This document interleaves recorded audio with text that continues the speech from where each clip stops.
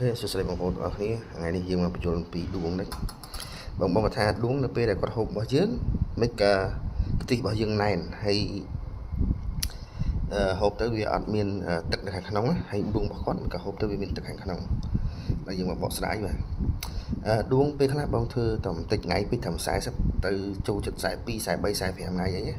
ហើយយើងលាងពុះតែយើងលាងអត់ល្អវាមានទឹកនៅក្នុងហ្នឹងយើងខាំទៅឆាច់អីតែបើ45ថ្ងៃឡើងទៅលើហើយវាពេញຂະຫນាតរបស់វាយើងលាងពោះឲ្យស្អាតគឺវាអត់មានច្រាច់ទេចាំមើលអានេះខ្ញុំស្រោះឲ្យបកកហើយខ្ញុំកាត់ឲ្យមើលណាបងប្អូនណាបាទជាក់ស្ដែងបាទបងប្អូនមើលជាក់ស្ដែងខ្ទិះណែននេះហើយបើសិនជាយើងលាងពោះអត់ស្អាតនេះអាបវៀនវាបកខ្មៅនេះបើឃើញមានខ្មៅវាអត់ខ្មៅទេណាបើសិនជាយើងលាងពោះអត់ស្អាតអាហ្នឹងគឺខ្មៅតែម្ដងខ្មៅ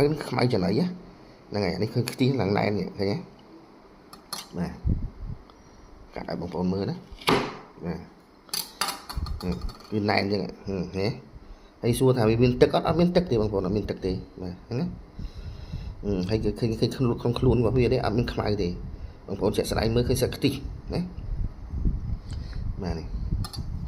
សំខាន់គឺការលាងពោះបងលាងពោះតែលាងពោះស្អាតគឺអែមណាស់បងប្អូនអើយណាអត់ខ្មៅទេបើថាជាលាងពោះអត់ស្អាតកុំថាឡើយខ្មៅក្នុងហ្នឹងតែយើងស្រោះក៏ឃើញខ្មៅដែរស្រោះចេញមកខ្មៅគ្រប់ដល់ទឹកណាតែបើយើងលាងពោះស្អាតស្រោះពេលខ្លះចេញរៀងក្រហមចេញរៀងខ្លាញ់ខ្លាញ់ចេញពីខ្លួនដួងណាឃើញឡើងពណ៌ប្រេងពណ៌អីចឹងវិញទៅបករៀងក្រហមរៀងពណ៌ទឹកក្រូចពណ៌លឿងអីវិញចឹងទៅហ្នឹងហើយអូខេវីដេអូនេះក៏បកស្រាយទៅប៉ុណ្្នឹងណាបងប្អូនមើលខ្ទិះប៉ានេះជ្រូកទឹកត្រីអែមណាបងប្អូនបានដាក់ផ្ទាប់ជាមួយបុកល្ហុងទៅញាក់សាច់បងប្អូន